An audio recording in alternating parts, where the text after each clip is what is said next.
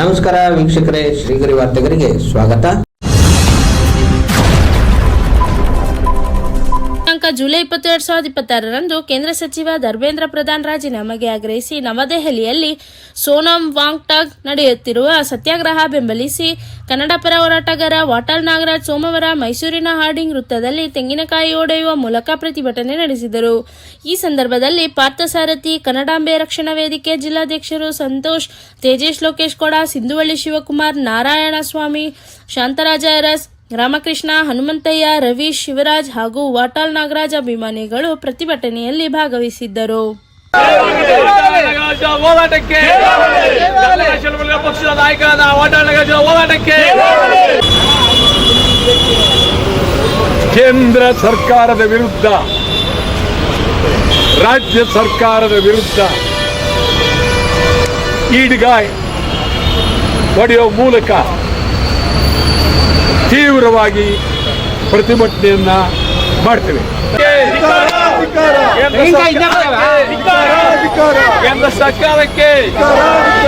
ಕೇಂದ್ರ ಸರ್ಕಾರಕ್ಕೆ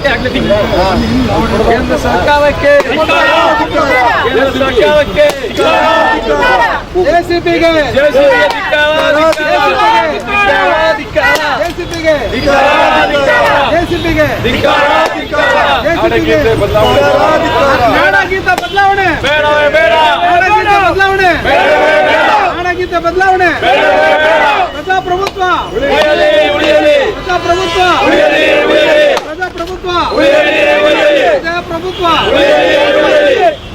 ಪ್ರಜಾಪ್ರಭುತ್ವ ಅಪಾಯದಲ್ಲಿದೆ. ಬಹಳ ಗಂಭೀರವಾಗಿ ಯೋಚನೆ ಮಾಡಬೇಕಾಗಿದೆ. ಡೆಲ್ಲಿನಲ್ಲಿ, ದೇಶದ ರಾಜಧಾನಿ ಡೆಲ್ಲಿಯಲ್ಲಿ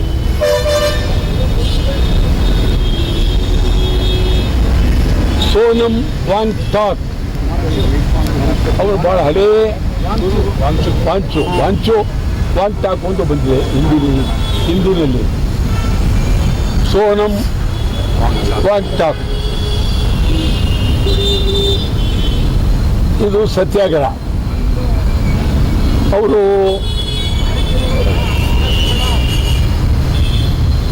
ಈ ನೀಟ್ ವಿರುದ್ಧ, ನೀಟ್ ಅಲ್ಲಿ ಮಕ್ಕಳ ಸತ್ರು, ಪ್ರಧಾನ್ ಕೇಂದ್ರದ ಮಂತ್ರಿ ಅವರು ರಾಜೀನಾಮೆ ಕೊಡಬೇಕು ಅಂತೇಳಿ 20 ದಿವಸದಿಂದ ಸತ್ಯಾಗ್ರಹ ಮಾಡ್ತಾ ಇದ್ದಾರೆ. ಸತ್ಯಾಗ್ರಹ ಅಂದ್ರೇನು? ಕೇಂದ್ರ ಸರ್ಕಾರ ಬಹಳ ಗಂಭೀರವಾಗಿ ಅವರನ್ನ ಹೋಗಿ ಮಾತನಾಡಿ, ನಿಮ್ಮ ಸಮಸ್ಯೆ ಏನು, ನಮ್ಮಲ್ಲಿರ್ತಕ್ಕಂಥ ಹೇಳಬೇಕಾಗಿತ್ತು. ಯಾರಾದರೂ ಪ್ರಧಾನಮಂತ್ರಿ ಮಾರ ಹೋಗಕ್ಕಾಗಲ್ವಾ? ಶಿಕ್ಷಣ ಮಂತ್ರಿ ಯಾರು ಹೋಗಬೇಕಾಗಿತ್ತು. ಯಾರು ಹೋಗದೆ ಮಫ್ತಿಯಲ್ಲಿ ಪೊಲೀಸ್ ಡ್ರೆಸ್ ಅಲ್ಲಿ ಸುಮಾರು 100 ಜನ ಪೊಲೀಸ್ನವರು ಸಡನ್ ಆಗಿ ಹೊತ್ಕೊಂಡ್ಬಿಡ್ತಾರೆ. ಆ ಮನುಷ್ಯನಿಗೆ ಗೊತ್ತೇ ಇರಲ್ಲ. ಅವ್ನು ಸುತ್ತ ಇಬ್ಬರು ಬರ್ತಾರೆ, ಸರ್ರಂತ ಬಟ್ಟೆ ಸುತ್ತಾರೆ, ಹೊತ್ಕೊಂಡು ಹೋಗೇ ಬಿಡ್ತಾರೆ. ಎಲ್ಲಾದ್ರೂ ಉಂಟಾ ಇದೆಲ್ಲಾದ್ರೂ ಉಂಟು ಹೊತ್ಕೊಂಡು ಹೋಗೋದು? ಸತ್ಯಾಗ್ರಹ ಮಾಡ್ತಕ್ಕಂಥ ಒಬ್ಬ ವ್ಯಕ್ತಿ ಅದರಲ್ಲೂ 21 ದಿವಸ ಸತ್ಯಾಗ್ರಹ ಮಾಡಿ ಪ್ರಾಣ ಉಳಿಬೋದು ಹೋಗ್ಬೋದು ಅನ್ನೋ ಪರಿಸ್ಥಿತಿಯಲ್ಲಿ ಇರುವಾಗ ಕೇಂದ್ರ ಸರ್ಕಾರಕ್ಕೆ ಎಷ್ಟು ಬೇಜವಾಬ್ದಾರಿ ಪೊಲೀಸ್ನವ್ರು ಕಳಿಸಿ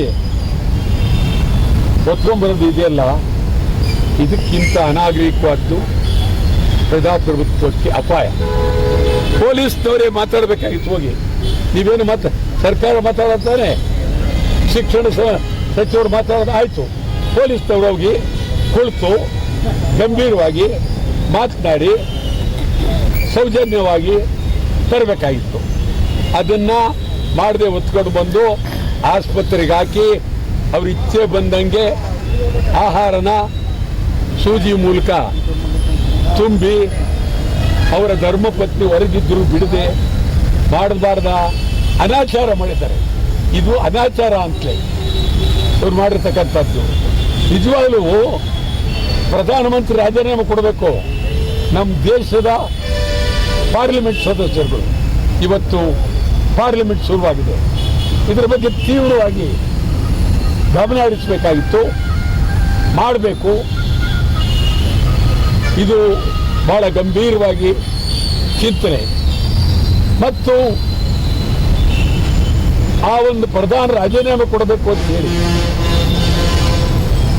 ಅವರ ಜಿರ್ಲೆ ಪಾರ್ಟಿಯವರು ಪಾರ್ಲಿಮೆಂಟ್ ನುಗ್ಗೋಕೆ ಹೋದರೆ, ಚಳವಳಿ ಮಾಡೋಕೆ ಹೋದರೆ ಲಾಠಿ ಚಾರ್ಜ್ ಸಿಕ್ಕಾಬಟ್ಟೆ ಹೊಡೆದು ಹೊರಗೆ ಹಾಕಿದ್ದಾರೆ. ಇದು ಭಾರತೀಯ ಜನತಾ ಪಕ್ಷದ ಕೊಡುಗೆ. ಇವರು ಸತ್ಯಾಗ್ರಹ ಅಂದರೆ ಬಿಜೆಪಿಯವ್ರಿಗೂ ಗೊತ್ತಿಲ್ಲ, RSSನವ್ರಿಗೂ ಗೊತ್ತಿಲ್ಲ. ಒಡೆಯೋದು ಸತ್ಯಾಗ್ರಹಿಗಳ ಮೇಲೆ ನಿಜವಾಗಲೂ ಇಡೀ ದೇಶದ ಯುವಜನಾಂಗ ಬೀದಿಗೆ ಬರಬೇಕಾಗಿದೆ. ಬಹಳ ಗಂಭೀರವಾಗಿ ಇದನ್ನ ಚಿಂತನೆ ಮಾಡಬೇಕಾಗಿದೆ. ಕರ್ನಾಟಕದಲ್ಲೂ ಫುಟ್ಪಾತ್ ವ್ಯಾಪಾರಿಗಳ ಮೇಲೆ JCB ಮಾತೆಲ್ಲ ಹೋಗಿ ಮಾತಾಡಿ ತಗೊಂಡೋಗಿ ತಪ್ಪಾಗಿದೆ ಏನಾದರೂ ಒಂದು ಅವ್ರಿಗೆ ಹೇಳಿ ಅವ್ರಿಗೆ ಅನುಕೂಲ ಮಾಡಿ ಬೇರೆ ಕಡೆ ಅಥವಾ ಸ್ವಲ್ಪ ಒತ್ತುವರಿ ಮಾಡಿ ಹೇಳ್ಬೋದಾಗಿತ್ತು. ಯಾವುದೂ ಹೇಳದೆ ಆ ಕೃಷ್ಣ ಬೈರೇಗೌಡ ಸ್ಟಂಟ್ ಅವ್ರು ರೆವಿನ್ಯೂ ಮಂತ್ರಿ ಆಗಿದ್ದಾಗಲೂ ಇದ್ದಕ್ಕಿದ್ದಂಗೆ ಆಫೀಸ್ಗಳಿಗೆ ಹೋಗೋದು, ಎಲ್ರಿ ತಹಶೀಲ್ದಾರ್, ಎಲ್ರಿ AC, ಈ ಥರ ಮಾತಾಡಿ ಭಾಳ ದೊಡ್ಡ ಮನುಷ್ಯನ ಅಂತ ಅರ್ಸ್ಕೊಂಬಿಟ್ರು. ಅಲ್ಲಿ ಹೋಗಿ ಇವತ್ತು ಆಗಿರುವ ಅನ್ಯಾಯ, ಕರ್ನಾಟಕದಲ್ಲಿ ಫುಟ್ಪಾತ್ಗಳನ್ನು JCBಯಿಂದ ತೆಗೆದು ಹಾಳು ಮಾಡಿದ್ದಾರೆ. ಇವತ್ತು 4,000 ಕೋಟಿ ಫುಟ್ಪಾತ್ ವ್ಯಾಪಾರಿಗಳಿಗೆ ನಷ್ಟ ಆಗಿದೆ. ಫುಟ್ಪಾತ್ ವ್ಯಾಪಾರಿಗಳ ನಷ್ಟ ತುಂಬಿಕೊಡ್ಬೇಕು. JCB ಕಾರ್ಯಾಚರಣೆ ಇದನ್ನು ನಾವು ತೀವ್ರವಾಗಿ ವಿರೋಧಿಸ್ತೇವೆ. ಕನ್ನಡ ಚಳವಳಿ ಪಕ್ಷ ಈ ಸರ್ಕಾರ ಕೂಡಲೇ ರಾಜೀನಾಮೆ ಕೊಡಬೇಕಾಗುತ್ತೆ. ಅವ್ರು ಹೇಳುತ್ತೇನೋ ಫುಟ್ಪಾತ್ ಜನ ಸಾಯ್ತಾರೆ ಅಂತೇಳಿ. ನೀವು ಕ್ರಿಕೆಟ್ನಲ್ಲಿ 16 ಜನ ಸತ್ರಲ್ಲ, ಒಬ್ಬ ಮಂತ್ರಿ ರಾಜೀನಾಮೆ ಕೊಡಲಿಲ್ಲ. ನಿಮ್ಗೆ ಹೇಳಿದರೆ ಕ್ರಿಕೆಟ್ ನಡೆಸಿದವರು DK ಶಿವಕುಮಾರ್, ಕ್ರಿಕೆಟ್ ನಡೆಸಿದವರು ವಿಧಾನಸೌಧ ಮುಂದೆ DK ಶಿವಕುಮಾರ್ ಭದ್ರವಾಗಿ ಅವರು ರಾಜೀನಾಮೆ ಕೊಡಬೇಕಾಗಿತ್ತು. ಅದರಲ್ಲಿ ಅವ್ರು ಕೊಡಲಿಲ್ಲ, ಜನ ಸತ್ತಿದ್ದಾರೆ. ಇವತ್ತು ವಿದ್ಯಾರ್ಥಿಗಳಿಗೆ, ಯುವಕರಿಗೆ ಇಡೀ ದೇಶ ಕರ್ನಾಟಕ ರಾಜ್ಯದಲ್ಲಿ ಉದ್ಯೋಗ ಒದಗಿಸಬೇಕು. ಇಲ್ಲದೆ ಹೋದರೆ ಕಷ್ಟ ಆಗುತ್ತೆ. ಎಲ್ಲ ಅನೇಕ ಜನ, ಲಕ್ಷಾಂತರ ಜನ ವಿದ್ಯಾರ್ಥಿಗಳು 2-3 ಡಿಗ್ರಿ ಮಾಡಿ ಮನೆಯಲ್ಲಿ ಕೂರ್ತಿದ್ದಾರೆ, ಉದ್ಯೋಗ ಇಲ್ಲ. ಶಿವಕುಮಾರ್ ಎಚ್ಚರ, ಉದ್ಯೋಗ ಇಲ್ಲ. ನರೇಂದ್ರ ಮೋದಿ ಅವರೇ ಎಚ್ಚರ, ಉದ್ಯೋಗ ಇಲ್ಲ. ಉದ್ಯೋಗ ಇಲ್ಲದೆ ಇದ್ರೆ ಬೀದಿಗೆ ಬರ್ತಾರೆ. ಬಹಳ ಅತ್ಯಂತ ಗಂಭೀರವಾದಂಥ ಪರಿಸ್ಥಿತಿ ನಿರ್ಮಾಣ ಆಗುತ್ತೆ. ನರೇಂದ್ರ ಮೋದಿ ಗೆದ್ದದ್ದುವೆ ಸೋಷಿಯಲ್ ಮೀಡಿಯಾದಿಂದಲೇ. ಸೋಷಿಯಲ್ ಮೀಡಿಯಾ ಏನು ಕೊಡುತ್ತೆ ಎಲ್ಲ ಕಡೆ ಮಾಡಿ ಮಾಡಿ ಮಾಡಿ ಮೋದಿ ಮೋದಿ ಮೋದಿ ಅಂದ್ಬಿಡ್ತು. ಇವತ್ತು ಸೋಷಿಯಲ್ ಮೀಡಿಯಾ ಕರ್ನಾಟಕದಲ್ಲಿ ಬಹಳ ಬೆಂಬಲ ಒಟ್ಟಾಳನಾಗಲಾಗಿದೆ. ಇಡೀ ರಾಜ್ಯದ ಸೋಷಿಯಲ್ ಮೀಡಿಯಾ ಸಂಪೂರ್ಣ. ಅನೇಕರು ಮುಂದೆ ಇನ್ನೂ 2028 ವಟಾಳ್ ನಾಗರಾಜ್ ರಾಜ್ಯದ ಮುಖ್ಯಮಂತ್ರಿ ಆಗಬೇಕು ಅಂತ ಹೇಳಿ ಭಾರಿ ಸೋಷಿಯಲ್ ಮೀಡಿಯಾದಲ್ಲಿ ಸಿಕ್ಕಾಪಟ್ಟೆ ಬಿಡ್ತಾ ಇದೆ. ಸೋಷಿಯಲ್ ಮೀಡಿಯಾ ಸಾಮಾಜಿಕ ಜಾಲತಾಣದ ಅತ್ಯಂತ ನನ್ನ ಅಭಿಮಾನಿಗಳಿಗೆ ಅದ್ಭುತವಾಗಿ ನಾನು ಅಭಿನಂದನೆ ಸಲ್ಲಿಸ್ತೇನೆ. ಅದೊಂದೇ ಅಲ್ಲ, ಆ ಪರಿಸ್ಥಿತಿ ಉದ್ಭವವಾಗಿ ಏನ್ ಹೇಳ್ತಾರೆ ಅವರು, ಬಿಜೆಪಿ ಭ್ರಷ್ಟರು, ಕಾಂಗ್ರೆಸ್ ಭ್ರಷ್ಟರು, JDS ಭ್ರಷ್ಟರು, ಯಾರಿಲ್ಲ, ಅವ್ರು ಬಿಟ್ಟು ಇವ್ರು ಬಿಟ್ಟರು, ಮುಂದೆ ನೀವೇ ಬರಬೇಕು ಅನ್ನುವ ಒಂದು ಗೌರವ ಪ್ರೀತಿಯನ್ನ ಹೇಳ್ತಾ ಇದ್ದಾರೆ. ಒಂದು ಹೊಸ ಇತಿಹಾಸವನ್ನು ಮಾಡ್ತೀನಿ. ನಾನೇ ಬಂದರೆ ಈ ರಾಜ್ಯದಲ್ಲಿ ಹೊಸ ಇತಿಹಾಸ, ವಿದ್ಯಾರ್ಥಿಗಳಿಗೆ, ಯುವಕರಿಗೆ, ಜನಸಾಮಾನ್ಯರಿಗೆ, ಕನ್ನಡಕ್ಕಂತೂ ಸಿಕ್ಕಾಬಟ್ಟೆ, ಕನ್ನಡಿಗರಿಗೆ, ಕನ್ನಡ ಸಂಘ ಸಂಸ್ಥೆಗಳಿಗೆ, ಇಡೀ ರಾಜ್ಯದ ಯಾವುದೇ ಕನ್ನಡ ಸಂಘ ಸಂಸ್ಥೆಗಳಿರಲಿ, ಯಾರ್ಯಾರಿಗೋ ಖರ್ಚು ಮಾಡ್ತೀವಿ, ಸಂಘ ಸಂಸ್ಥೆಗಳು ಕನ್ನಡದ ಬಗ್ಗೆ, ಕನ್ನಡದ ಅಭಿಮಾನದ ಬಗ್ಗೆ ಇಡೀ ರಾಜ್ಯಾದ್ಯಂತ ಕೆಲಸ ಮಾಡ್ತಕ್ಕಂಥ ಕನ್ನಡ ಪರ ಸಂಘಟನೆಗಳಿಗೆ ಕನಿಷ್ಠ 50 ಲಕ್ಷ ರೂಪಾಯಿ ವರ್ಷಕ್ಕೆ ಕೊಡ್ತೀನಿ ನಾನು. ಕನಿಷ್ಠ ಕನ್ನಡ ಪರ ಸಂಘಟನೆಗಳಿಗೆ, ಕನ್ನಡದ ಸಂಘಟನೆಗಳಿಗೆ ಕನಿಷ್ಠ 50. ಇಲ್ಲಿ ಬೆಳಗಾವಿಯ ಕನ್ನಡ ಸಂಘಕ್ಕೆ 1 ಕೋಟಿ ಕೊಡ್ತೀವಿ. ಕೇರಳ ಕಾಸರಗೋಡಿಗೆ ಅಲ್ಲಿ ಕನ್ನಡ ಸಂಘಕ್ಕೆ 1 ಕೋಟಿ ಕೊಡ್ತೀವಿ. ಸೊಲ್ಲಾಪುರ ಕನ್ನಡ ಸಂಘಕ್ಕೆ 1 ಕೋಟಿ ಕೊಡ್ತೀವಿ. ಹೊಸೂರು ತಾಳ್ವಾಡಿ ಕನ್ನಡ ಸಂಘಕ್ಕೆ 50 ಲಕ್ಷ ಕೊಡ್ತೀವಿ. ಮೈಸೂರು ಕನ್ನಡ ಸಂಘದ ಬೆಳವಣಿಗೆ, ಮೈಸೂರು ಅಭಿವೃದ್ಧಿಗೆ, ಮೈಸೂರನ್ನ ಸಮಗ್ರವಾಗಿ ಐತಿಹಾಸಿಕ ಬೆಳವಣಿಗೆ ಮಾಡ್ತಕ್ಕಂಥ ಎಲ್ಲ ಕನ್ನಡ ಪರ ಸಂಘಟನೆಗಳಿಗೆ 1 ಕೋಟಿ ಕೊಡ್ತೀವಿ. ಕನ್ನಡ ಸಂಘ ಸಂಸ್ಥೆಗಳು ಇಡೀ ರಾಜ್ಯದ ಉದ್ದಗಲಕ್ಕೂ ಎಲ್ಲೆಲ್ಲೂ ಕನ್ನಡ ಕನ್ನಡಿಗರಿಗಾಗಿ ಕನ್ನಡ ಉಳಿಸಿ, ಕನ್ನಡ ಬೆಳೆಸಿ, ಪ್ರತಿ ಮನೆಗೂ ಕಾರ್ಡ್, ಪ್ರತಿ ಮನೆಗೂ ಎಲ್ಲರನ್ನ ಕನ್ನಡಕ್ಕಾಗಿ ಪ್ರೋತ್ಸಾಹಿಸ್ತೀವಿ. ಅದು ಅಂತ ಕಾಲ ಬಂದ್ರೆ ನಿಜವಾಗ್ಲೂ ಕನ್ನಡಕ್ಕೆ ಬಹಳ. ಅದಲ್ಲದೆ ಮೈಸೂರಿನ ಪ್ರೆಸ್ ಕ್ಲಬ್ಗೆ ಸುಮಾರು 2 ಕೋಟಿ ಕೊಡ್ತೀನಿ. ಇದು ಸತ್ಯ ಹೇಳ್ತಾ ಇದ್ದೀನಿ. ನೀವು ಎಲ್ರಿ ಇವರು ಮುಖ್ಯಮಂತ್ರಿ ಆಗೋದು ಎಲ್ಲಿ, ಕೊಡೋದು ಎಲ್ಲಿ ಅನ್ಬೋದು. ಸೋಷಿಯಲ್ ಮೀಡಿಯಾ ನೋಡಿ, ಹೋಗ್ತಾ ಇದೆ ಲಕ್ಷಾಂತರ ಜನ ವಾಟಾಡ್ ಅಂತ ಬರ್ತಾ ಇದೆ.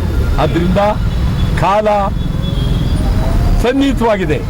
ನಿಮ್ಗೆ ಹೇಳೋದಾದ್ರೆ ನಾನು 73ರಲ್ಲಿ ಆಗ್ಬೇಕಾಗಿತ್ತು. ಆಗೋಯ್ತು. ಈಗ ನೀವು ಈ ನಿಮ್ ಏನಾಗುತ್ತೆ ಅಂದ್ರೆ, ಎಲ್ರಿ ಇವರೆಲ್ಲ ಸಾವಿರಾರು ಕೋಟಿ ಇಟ್ಟಿದ್ದಾರೆ,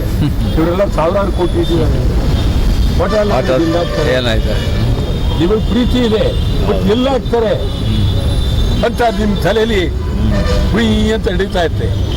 ನಾನು ಆಗ್ತೀನಿ ಅನ್ನುವ ಭರವಸೆ ನನಗಿದೆ. ನೀವು ನಮ್ಮ ಪರ ನಿಂತರೆ ಖಂಡಿತ ನಾವು ಆಗದಲ್ಲಿ ಇಲ್ವೇ ಇಲ್ಲ. ಆದ್ರಿಂದ ಈ ಮೈಸೂರು ಪ್ರೆಸ್ ಕ್ಲಬ್ಗೆ ನನಗೆ ಬಹಳ ಬಾಂಧವ್ಯ ಇದೆ. ಅದರ ರೂಪನೇ ಬೇರೆ ಮಾಡ್ತೀವಿ ನಾವು ಬಂದರೆ, ಗೊತ್ತಾಯ್ತಾ. ಮತ್ತು ಮೈಸೂರು ದಸರಾ ಕನ್ನಡ, ಮೈಸೂರು ದಸರಾ ಅಂದ್ರೆ ಕನ್ನಡಿಗರ ದಸರಾ, ಕನ್ನಡ ಕಲಾವಿದರು, ಕನ್ನಡ ನರ್ತನ, ಕನ್ನಡ ಸಂಗೀತ, ನಿಂತ್ರೆ ಎಲ್ಲೆಲ್ಲೂ ಕನ್ನಡ. ಇಡೀ ಹೊಸ ಇತಿಹಾಸವೇ ಮೈಸೂರು ದಸರಾದಲ್ಲಿ ಆಗಬೇಕು. ಕನ್ನಡ ಕುಣಿಬೇಕು, ಕನ್ನಡ ನಲಿಬೇಕು, ಕನ್ನಡಿಗರಿಗೆ ಶಕ್ತಿ ಬರಬೇಕು. ರಾಷ್ಟ್ರಕವಿ ಕುವೆಂಪುರವರು ನನ್ನ ಬಗ್ಗೆ ಬಹಳ ಗೌರವ, ಪ್ರೀತಿ. ಅವರು ಮೈಸೂರಿನಲ್ಲಿ ಅವರು ಉಸಿರಿರುವವರೆಗೂ ನಾನು ಹೋಗಿದ್ದೇನೆ. ಪ್ರತಿ ವರ್ಷ ಅವರ ಜನ್ಮ ದಿನಾಚರಣೆ ಹೋಗಿದ್ದೇನೆ. ಮತ್ತು ಮನೆಬಾಗಿಲ ಸನ್ಮಾನ ಅವರಿಬ್ಬರಿಗೂ, ಪತಿ ಇಬ್ಬರಿಗೂ ಮಾಡಿದ್ದೇವೆ. ಈ ನಾಡಗೀತೆಯಲ್ಲಿ